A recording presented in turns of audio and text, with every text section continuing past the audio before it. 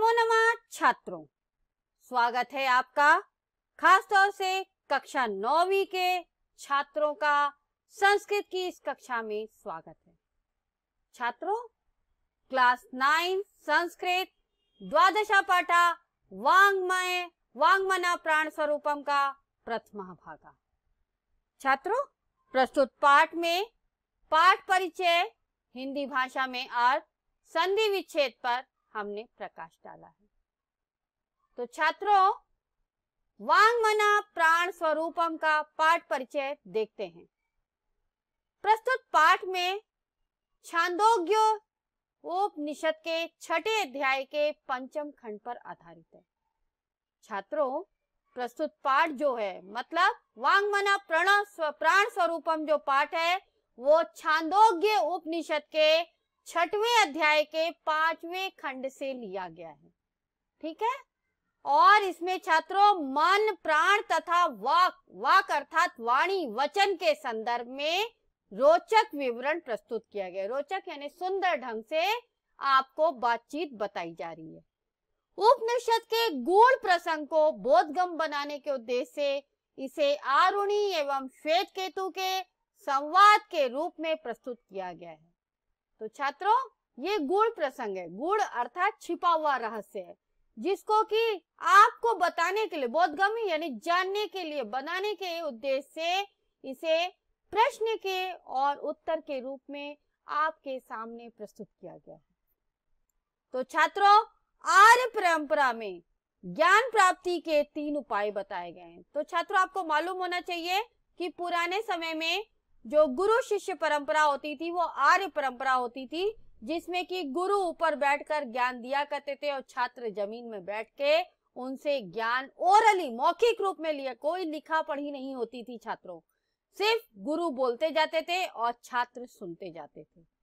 तो वही आर्य परंपरा में ज्ञान प्राप्ति के 3 उपाय बताए गए। उपाय अर्थात तरीका बताया गया, जिसमें से परिप्रश्न भी एक है। परिप्रश्न यानी प्रश्न पर प्रश्न बार बार पूछते जाते थे छात्र और अपना उससे उत्तर निकालते जाते थे। तो जितने बार शिष्य प्रश्न पूछता था, गुरु उसका उत्तर उतने ही बार आसानी से देते जाते थे। ठीक है, तो उसे परिप्रश्न कहा जाता है कि प्रश्न के ऊपर प्रश्न पूछते जाना। तो छात्रों, यहाँ गुरु सेवा परायण शिष्य वाणी, मन तथा प्राण के विषय में प्रश्न पूछता है, यानी गुरु सेवा परायण। और छात्र वहां पर गुरु दक्षिणा के रूप में कोई रुपए पैसे नहीं देने पड़ते थे, फीस वगैरह नहीं देनी पड़ती थी। छात्रों को गुरु के घर में ही रहकर या गुरु के आश्रम में रहकर उनकी सेवा शुश्रूषा करनी पड़ती थी। अर्थात गायों को चराना, घर को साफ सुथरा रखना, गुरु के पैर दबाने, उनके कपड़े इस्त्री करने, वो सब चीजें जो भी होता था उस समय का, वो सब चलते रहता था।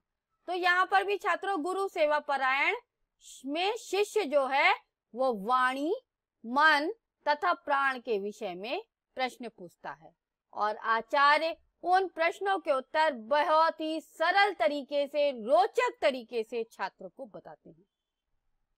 तो आइए छात्रों, देखते हैं वाङ्मना प्राण स्वरूपम का गद्यांश, जिसमें गुरु शिष्य परंपरा के विषय में आपको ज्ञान दिया जा रहा है।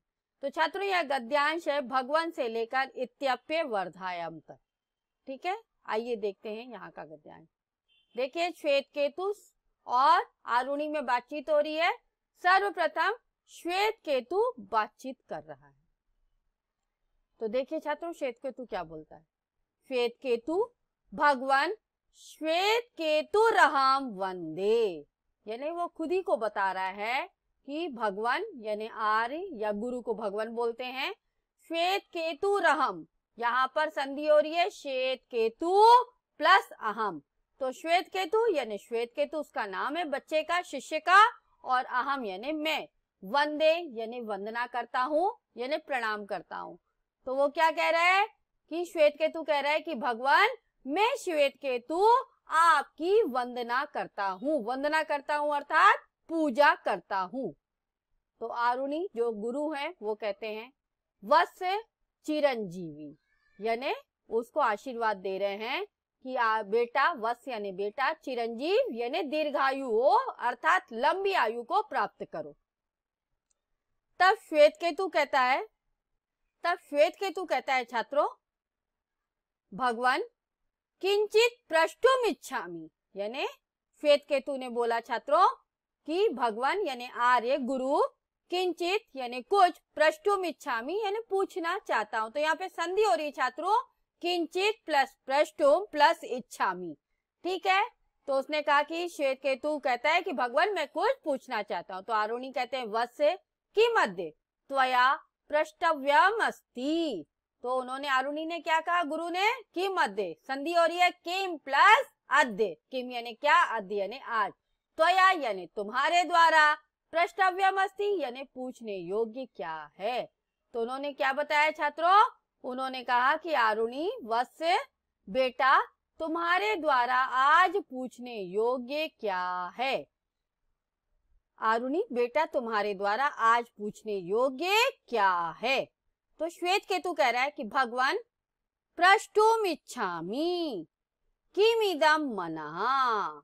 तो उसने क्या बोला श्वेत केतु ने कि भगवान यानी गुरु आर्य प्रष्टुम इच्छामि यानी पूछना चाहता हूं। यहाँ पर भी संधि हो रही है प्रष्टुम प्लस इच्छामि, तो पूछना चाहता हूं किमिदम, यहाँ पर भी संधि है किम प्लस इदम, किम यानी क्या, इदम यानी यह, तो यह क्या, मनः यानी मन। तो उसने क्या कहा श्वेत केतु ने कहा कि भगवान मैं पूछना चाहता हूं कि यह मन क्या है, ठीक है। तब आरुणि कहते हैं वत्स अतिशस्यानस्य यो अनिष्ठा तत् तन्मनः। कितने अच्छे तरीके से उन्होंने बता दिया छात्रों कि अतिशस्यानस्य यानी अतिशस्य, संधि हो रही है अतिशस्य प्लस अन्नस्य, यो अनिष्ठा, यहाँ पर भी संधि हो रही, यो यानी यह प्लस अनिष्ठा, ठीक है। फिर अनिष्ठा, फिर तन्मना में भी संधि हो रही है, तो तत् प्लस मना।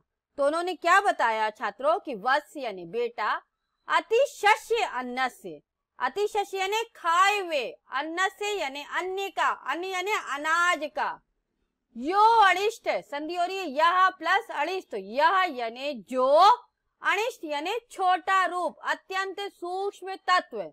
तो उसने क्या बताया कि वत्स यानी बेटा, अतिशस्य अन्न से यानी खाए हुए अन्न का, अनाज का, यो यानी यह यानी जो, अनिष्ठा यानी अत्यंत सूक्ष्म तत्व है या अत्यंत लघु रूप है, तन मनः यानी तत् मना यानी वही मन है या वह मन है।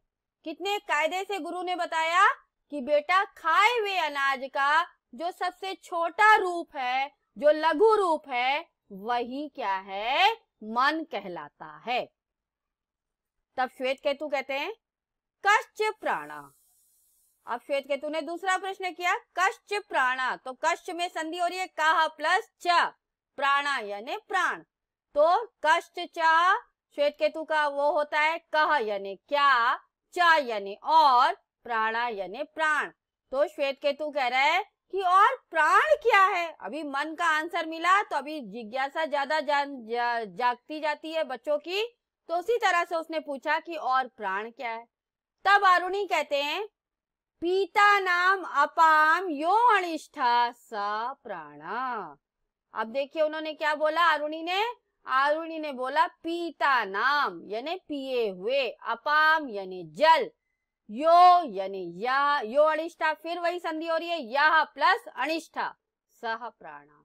तो उसने क्या बोल दिया आरुणि गुरु ने बोला पीता नाम अपाम यो अनिष्ठा सह प्राणा, अर्थात पीता नाम अर्थात पिए हुए, अपाम यानी जल का, यो यानी यह यानी जो, अनिष्ठा यानी छोटा रूप या अति लघु रूप है, सह यानी वह, प्राणा यानी प्राण।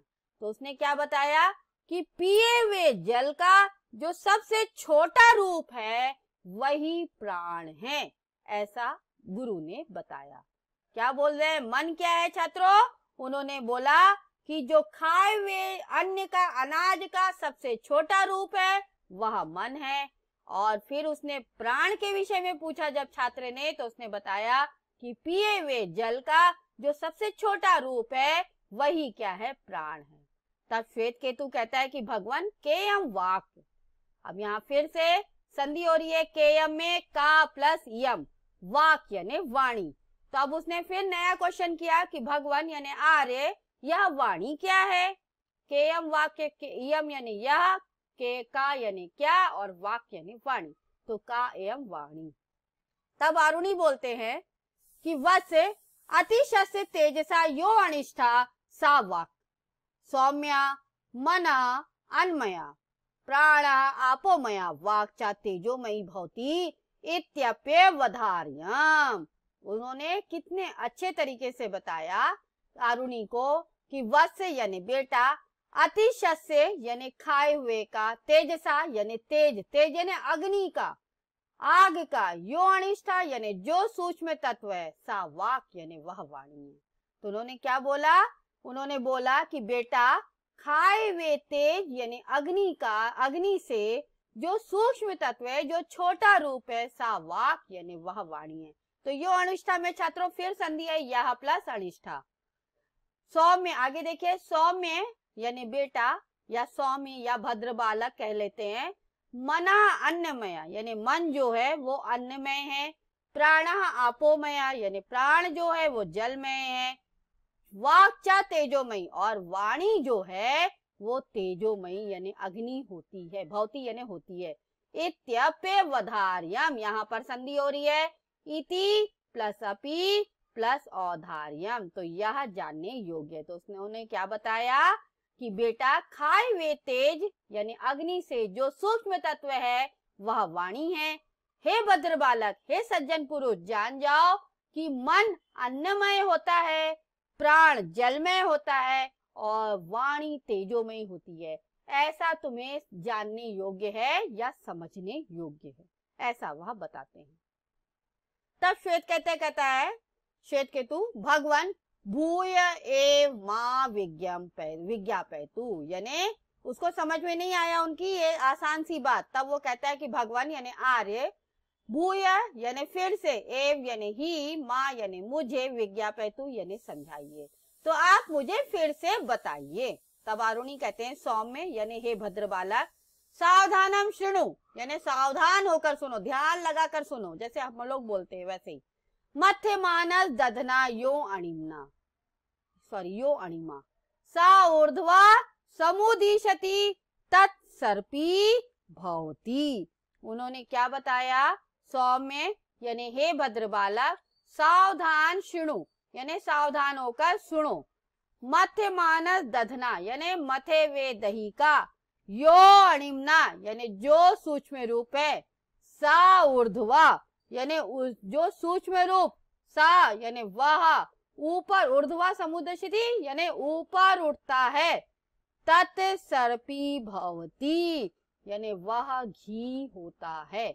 उसने क्या बोला कि हे भद्र बालक, सावधान होकर सुनो कि मथे हुए दही का जो सूक्ष्म भाग है वह ऊपर उठता है और वही घी होता है। देखिए छात्रों, यहाँ पिक्चर में दिखा रहे हैं कि मथे हुए दही का जो ऊपर का उठा हुआ भाग है वो घी जैसा फेना दे रहा है। तब श्वेतकेतु कहता है कि भगवान व्याख्यातम भवता घृतोत्पत्ति रहस्यम भूयो अपि श्रोतुम इच्छामि, यानी भगवान, फिर वो कह रहा है कि भगवान व्याख्यातम भवता यानी ज्ञान गए या व्याख्या की गई आपके द्वारा घी के रहस्य, घृतोत्पत्ति रहस्यम, घृत प्लस उत्पत्ति रहस्यम संधि हो रही है। तो व्याख्यातम भवता यानी आपके द्वारा व्याख्या की गई घृतोत्पत्ति रहस्यम यानी घी के उत्पत्ति के रहस्य की। भूयो अपि फिर संधि हो रही है, भूया अपि, भूया यानी फिर से, अपि यानी भी, श्रोतुम इच्छामि यानी सुनना चाहता हूँ, तो मैं फिर से एक बार और सुनना चाहता हूँ। ऐसा वो बोलता है कि भगवान आपके द्वारा घी की उत्पत्ति की गई, व्याख्या की गई, एक बार और सुनना चाहता हूँ। तो छात्रों, यह गद्यांश यहाँ पर समाप्त होता है। आपको आज मन, वाक और प्राण ये कहाँ से उत्पन्न हुए इसके बारे में चर्चा की गई है। तो छात्रों, आपको आज विद्यालय का यह अध्याय कैसा लगा आप जरूर बताइएगा, और आपको कोई भी डाउट है तो आप आज विद्यालय के ऐप्स को लाइक करके क्वेरी में जाकर अपना डाउट पूछ सकते हैं। मैं आपका जवाब जल्द से जल्द दूंगी। तब तक के लिए धन्यवाद छात्रों, नमो नमः।